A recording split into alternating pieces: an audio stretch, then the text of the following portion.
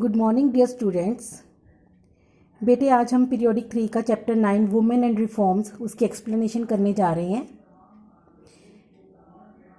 In this chapter they को related with the previous chapter which we haven't done about Indian education. Firstly our Indian peoples were illiterate and when Britishers came here they were not aware for the education of Indians, but slowly they come to know कि what is the value of education in India for Indians also. Education made Indians, जब when our Indians got education they were aware about the developments that was taking place in various parts of the world, कि कैसे पूरा world development की ओर जा रहा है। जब हमारे इंडियंस एजुकेट होने शुरू हुए तब उनको पता चला, including the nationalist movements also and development towards democracy also, कि डेमोक्रेसी क्या है, कैसे इसको अचीव करना है। Then educated people from the middle class came out to lead these movements. जो मूवमेंट्स थी डेवलपमेंट के लिए, कहते हैं उनके लिए मिडिल क्लास के पर्सन आगे आए जो कि एजुकेटेड थे। They were concerned about the position of women in India. Concern means they were aware about the position of women in India, कि वुमेन्स की क्या कंडीशन है। And they believed that no social reform could be effective unless women were emancipated. कहते जब तक हम women's को free नहीं करेंगे, वुमेन्स को हम आगे नहीं आने देंगे, तब तक डेवलपमेंट का कोई भी जो है फायदा नहीं है, कोई भी इफेक्ट नहीं होगा। Then many social evils were prevalent in our Indian society. Our Indian society में बहुत सारे जो सोशल इविल्स थे वो थे that led to the deplorable condition of women, जिसके कारण हमारे इंडिया में वुमेन की कंडीशन जो थी पुअर थी, जिसको हम कह सकते हैं कि मर्सीफुल थी, पिटीफुल थी, दयनीय, दया के काबिल। Now we will read about social evils prevalent in our society. सबसे पहले था रिस्ट्रिक्शन ऑन विडो रीमैरिज। हमें पता है कि पहले हमारे इंडिया में चाइल्ड मैरिज होती थी, ठीक है। अगर चाइल्ड मैरिज होगी, छोटी लड़की विडो होगी, तो उसकी विडो रीमैरिज की परमिशन नहीं थी, रिस्ट्रिक्शन थी उस पर कि विडो जो है वो शादी नहीं कर सकती। Widow remarriage was severely restricted in the society. They were not allowed to remarry, दोबारा वो शादी नहीं कर सकती थी। And they have to live in selection throughout their life. पूरी लाइफ उनको ऐसे ही व्यतीत करनी पड़ती थी, लोनलीनेस में अकेले रहना पड़ता था। Then female infanticide, birth of a girl child. जब गर्ल चाइल्ड होती थी फैमिली में तब उसको कर्स माना जाता था, श्राप, ठीक है। A new born girl was killed, उसको मार दिया जाता था। And buried soon after her death, उसको बरिड दबा दिया जाता था। This practice of killing a girl child is called female infanticide. Then Parda system was there. According to this system, women had to live in the Parda and cover herself throughout her life. पूरी life उसको पर्दे में रहनी होती थी. It had a bad impact on their health also and their progress also. Then lack of women education. Women को जब पर्दे में रखा जाता है, उनको बाहर आने की परमिशन नहीं है, तो एजुकेशन कहाँ से लेगी। Most of the people hardly cared about the educating their girls. They were not treated equal to men as they remained knave and unenlightened. इसके कारण वो क्या कहती थी, नेव, अनएजुकेटेड रह जाती थी, सिंपल, ऐसे मीज लाइफ उनको करनी पड़ती थी lead. They had to bear the brunt of such evil practice. इस तरह से कहते हैं उनको हार्डनेस बियर करनी पड़ती थी जो इविल प्रैक्टिसेस की थी, उनको ऐसे ही लाइफ सारी निकालनी पड़ती थी। सती प्रथा थी। अकॉर्डिंग टू दिस सिस्टम, हमें पता ही हमने किया था, if a husband of any woman died she had to sit on the funeral prior of her husband and was burned alive, जिंदा उसको जला दिया जाता था।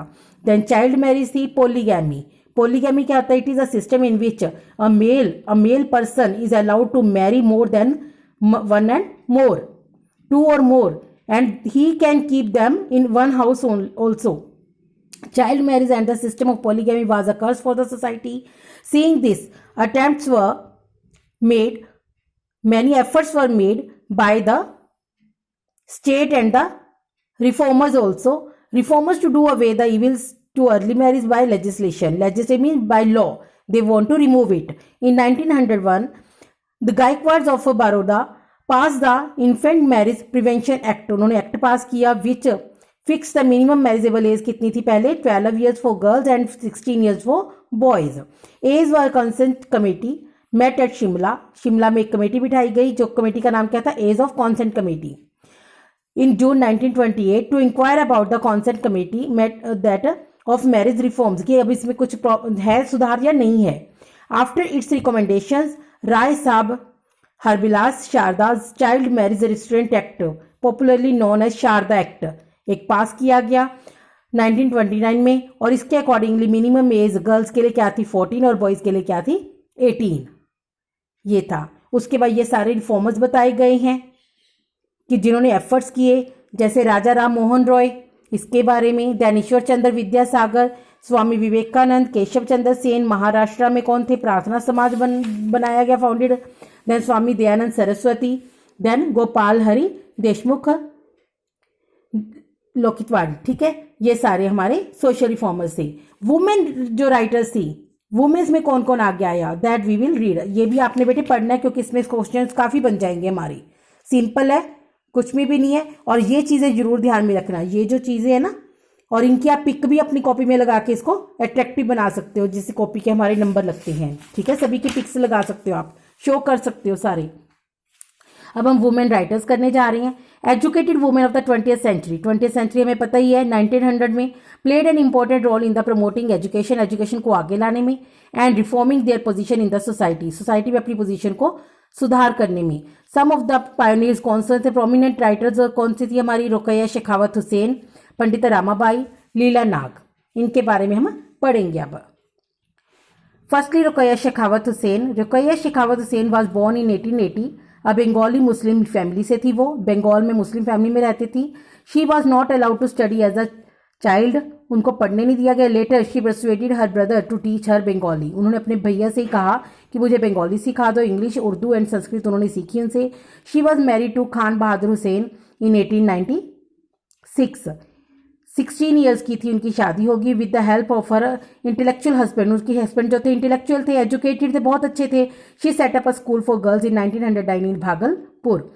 After the death of her husband she went to Calcutta and open Sakhawat memorial girls school. ये उन्होंने वहाँ पे खोला. Letter this school was converted into a high school. उसको पहले प्राइमरी स्कूल था, फिर हाई स्कूल बना दिया गया. She was a gifted writer.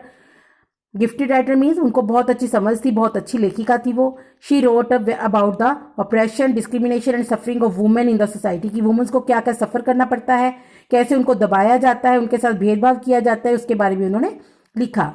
She wrote a number of short stories and essays regarding the prevalent social taboos. Now what are taboos? Taboos are the cultural and religious custom that does not allow people to do or talk about a particular thing.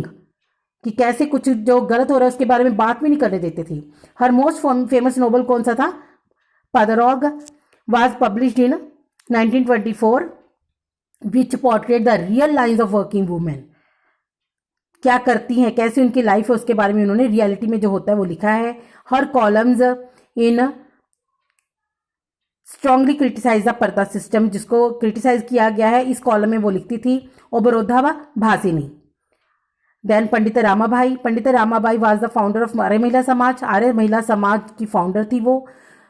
Through this she taught the women of the deprived class. Deprived class means lower class की womens को वो teach करती थी. She went to America also where an association was formed to find the schools for child widows. जो छोटी छोटी बच्चियां थी, विडोज थी, उनके लिए स्कूल खोलने के लिए वो एक एसोसिएशन थी, जहां वो अमेरिका में उनसे मिलने भी गई थी. Then Leela Nag. Leela Nag played a prominent role in women's movement in East Bengal. ये हमारा क्वेश्चन भी है, जो फर्स्ट क्वेश्चन आप बोल रहे थे. ठीक है, लीला नाग ने काफ़ी इंपॉर्टेंट रोल प्ले किया था. शी सेटअप दीपाली संघ उन्होंने बनाया with an objective of enhancing women's education. Women के एजुकेशन के लिए ही इन तीनों ने एफर्ट्स किए थे. इन्होंने 1923 में दीपाली संघ बनाया. She also founded a school named Deepali school and 12 other cost free primary schools भी उन्होंने चलाई, जहाँ पे कोई फीस नहीं लेते थे. For the benefits of female students she established a women's hostel in Calcutta, now Kolkata. उन्होंने एक हॉस्टल भी बनाया ताकि अगर कोई वुमेन रहना चाहती है वहाँ पे वो रह भी सकती थी. She was also the founder of the महिला आत्मरक्षा फंड. उन्होंने एक फंड मीन्स जो हेल्प करता था महिला आत्मरक्षा to safeguard women from attacks. She also established an institution known as Gana Shiksha Parishad for spreading female education. Her literary activities as an editor, literary means जो लिखने का काम करती थी, राइटर के रूप में उनकी जो एक्टिविटी थी, as an editor of an influential magazine, क्या नाम था मैगजीन का, Jayashree, that were devoted to women's issues also, women के बारे में लिखना कि वुमेन्स के साथ क्या क्या हो रहा है उनके बारे में लिखा जाता था। अब इम्पैक्ट क्या पड़ा वुमेन रिफॉर्म्स का, जो रिफॉर्म मूवमेंट चलाई गई उनके क्या क्या इफेक्ट आए, इम्पैक्ट क्या हुआ। सबसे पहले तो suppression of Sati, Sati system बंद कर दिया गया। बैन ऑन फीमेल इन्फेंटिसाइड, जो फीमेल इन्फेंटिसाइड गर्ल्स चाइल्ड को मारा जाता था वो बंद हो गया। मैरिज एक्ट पास किया गया, उसके अकॉर्डिंगली एज फिक्स कर दी गई कि छोटे बच्चों की शादी नहीं होगी। विडो री मैरिज अलाउ कर दी गई, पहले विडो री मैरिज अलाउड नहीं थी। राजा राम मोहन रॉय और ईश्वर चंद्र विद्यासागर के हेल्प्स के साथ, उनके कैंपेनिंग के साथ, उनके एफर्ट्स के साथ विडो री मैरिज एक्ट जो था पास किया गया ताकि विडोज जो थी वो लोनलीनेस में ना रहें। These contribution made by the social reformers to reform the society can never be ignored while studying in the history of modern India। कहते इनको हम भूल नहीं सकते, what ever efforts they made. इस तरह से हमें इससे क्या वैल्यू मिलती है कि that we should have to raise voice against the evils. If in our society also today also if any our society any evil is going on, then we have to raise a voice, we have to educate the people कि what is wrong, what is right। Thank you everybody, I hope you understood the chapter। एक बार अच्छी तरह से reading ले लीजिएगा, कोई problem हो discuss कर लेना बेटे। Thank you everybody.